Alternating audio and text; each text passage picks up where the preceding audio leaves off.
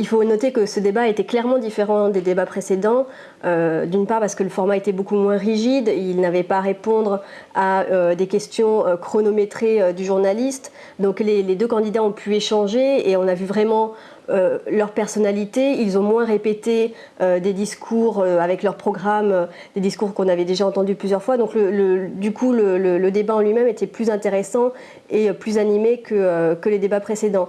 Dans les temps forts, on a vu par exemple l'image de Joe le plombier qui est arrivé et qui a été le troisième homme de ce débat que John McCain a utilisé. Donc c'est, pour rappeler la petite histoire, c'est un plombier qui avait interrogé Obama par rapport aux hausses d'impôts que le candidat démocrate souhaiterait imposer. Donc le discours de John McCain, c'est de critiquer justement les hausses d'impôts que souhaiterait faire le candidat démocrate.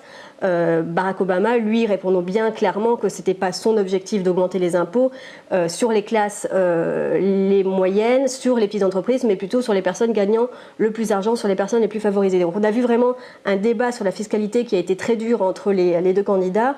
Une deuxième partie du débat était également sur la personnalité, c'est-à-dire qu'on a vu un John McCain qui a voulu attaquer, il a été vraiment vindicatif à l'égard de Barack Obama, à l'égard de ses associations, des personnes que peut connaître Barack Obama. Donc là, on a vu Barack Obama répondre très sereinement et écarter toutes ces polémiques assez facilement. C'est vrai que la réplique qu'a fait la répartie de John McCain quand Barack Obama a tenté encore une fois, et c'est vrai que c'est un peu le discours que tient Barack Obama depuis quelque temps, que George Bush et John McCain c'est la même chose.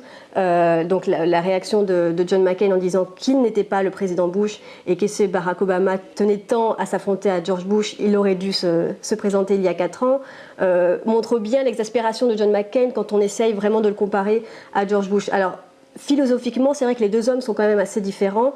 D'un côté, on a un George Bush qui est très conservateur, qui est lié au conservatisme religieux. Il a été très soutenu par les évangélistes lors de ces élections. De l'autre côté, John McCain tient plutôt du conservatisme social finalement. C'est comme ça qu'il est classé, avec certes sur les idées, sur les questions de politique étrangère, une accointance avec George Bush, mais qui peut être un peu plus progressiste sur les questions sociales. Donc c'est vrai qu'il y a quand même une différence assez nette entre les deux personnages. Ce débat ne va pas modifier fondamentalement la tendance actuelle. Barack Obama est clairement en tête. Il aurait fallu vraiment un exploit, une domination totale de John McCain pendant le débat sur Barack Obama pour l'emporter. Barack Obama s'en est bien sorti. Il a réagi très calmement et très sereinement aux attaques de John McCain. Il faut savoir aussi que l'électorat américain perçoit assez mal la campagne négative et les attaques personnelles que peut faire John McCain à l'égard de Barack Obama. Donc ça ne va pas aller dans le sens de John McCain.